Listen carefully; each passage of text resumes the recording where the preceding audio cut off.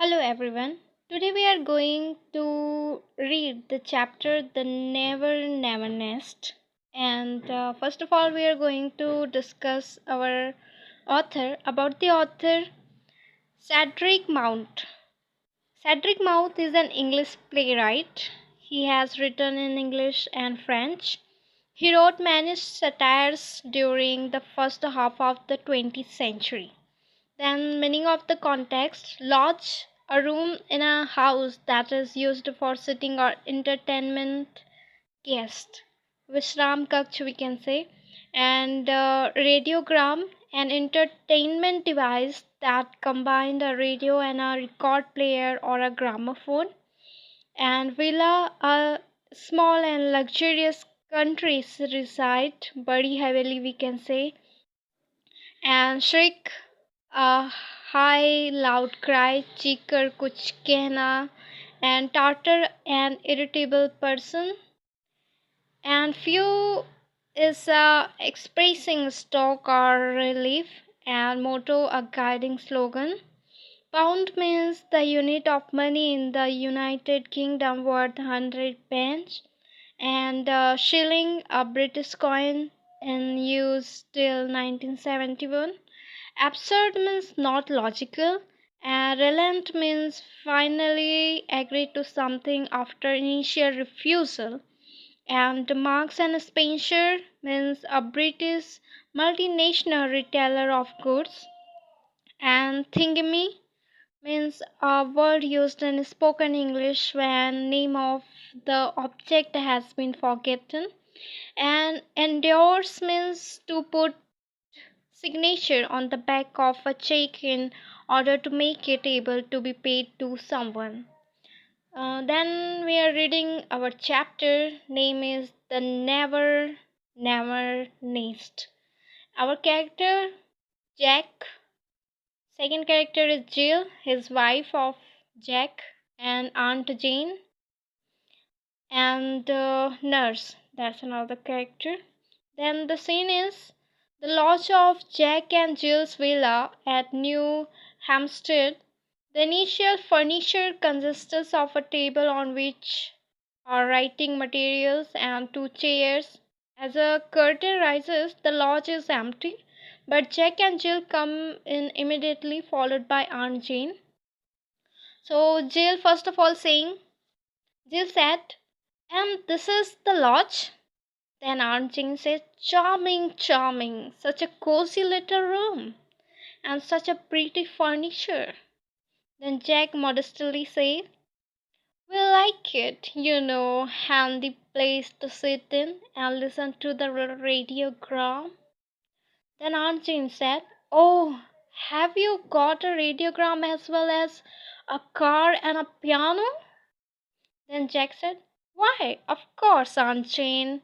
You simply must have a radio set nowadays." Then Jill said, "And it's so nice for me when Jake always at business. I even make him move it into the kitchen so I can listen to it while I cook." Then Jack said, "Sit down, Aunt Jane. You must be tired, and we have shown you everything now." Then Jill said, "What do you think of our little nest, Aunt Jane?" Then Aunt Jane said, "I think it's so wonderful, my dears. The furniture, the car, the piano, and the refrigerator, and the radio. What's it? It's wonderful, really wonderful." Then Jack said, "And we owe it all to you." Then Aunt Jane said, "Yes, Jack, that's what's worrying me." Then Jack said, "Worrying you, Aunt Jane?" Then Aunt Jane said, "Yes, that check I gave you for your wedding present, it was only 200 pounds, wasn't it? I didn't put 2,000 by mistake." Then Jill said, "Why no, Aunt Jane. What on earth made you think that?"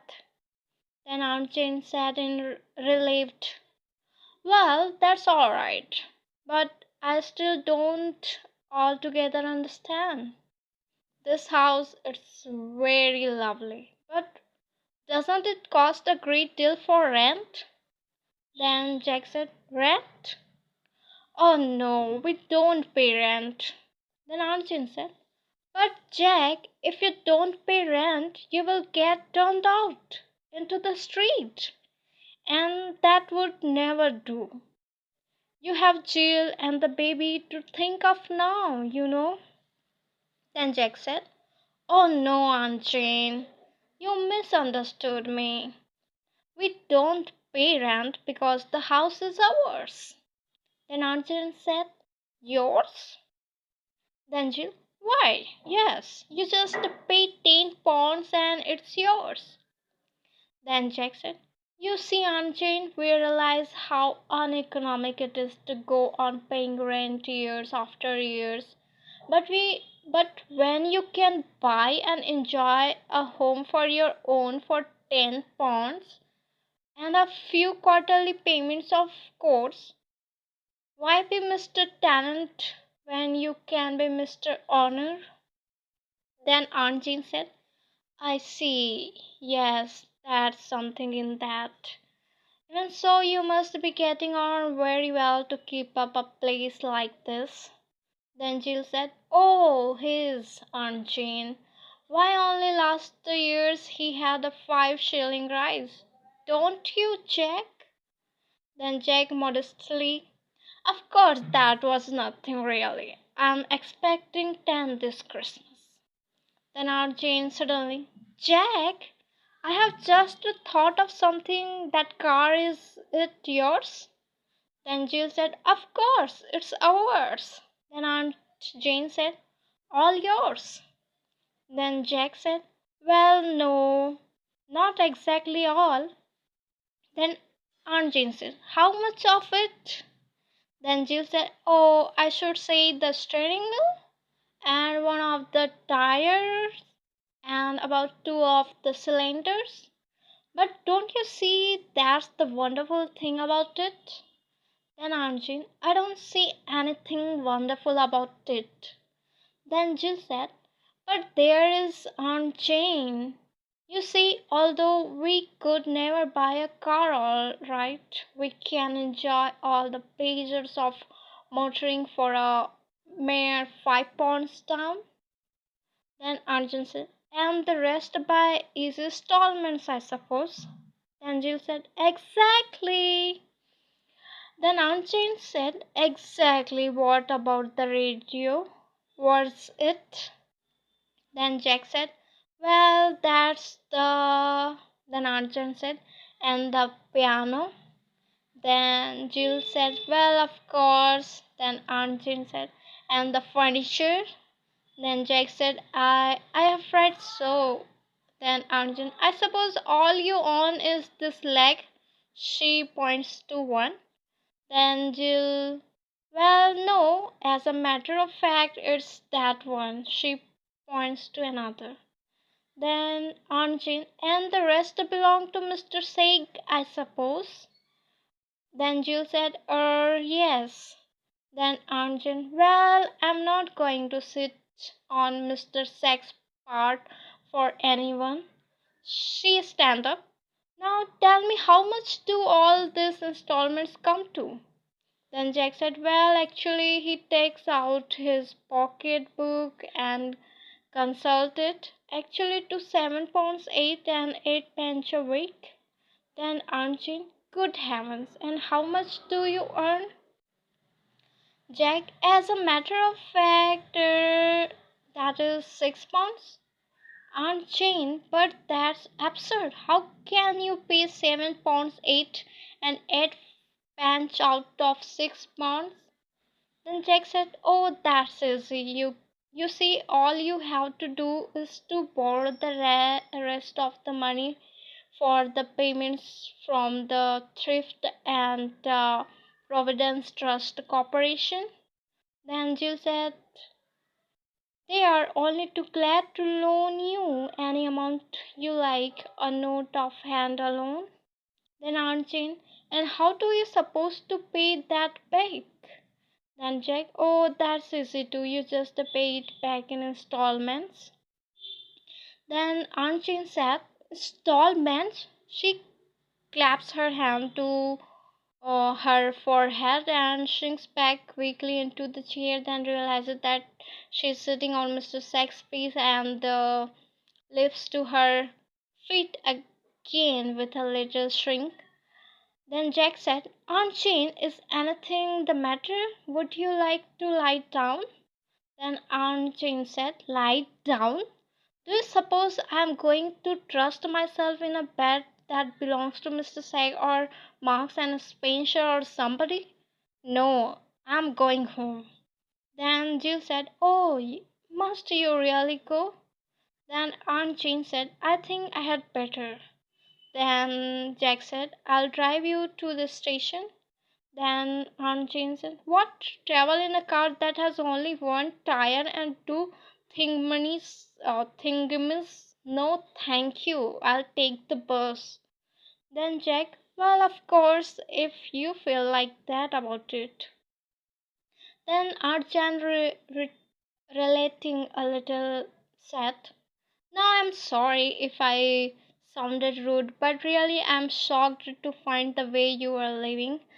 I have never owned a penny in my life. Catch down, that's my motto, and I want you to do the same.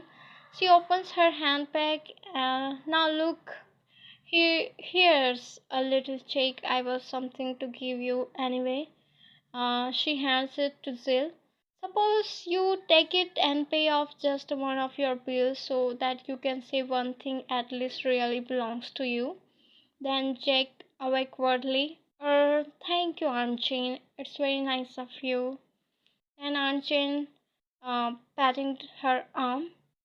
There's now I must be going. Then Jack said, I, I'll see you to the bus anyway.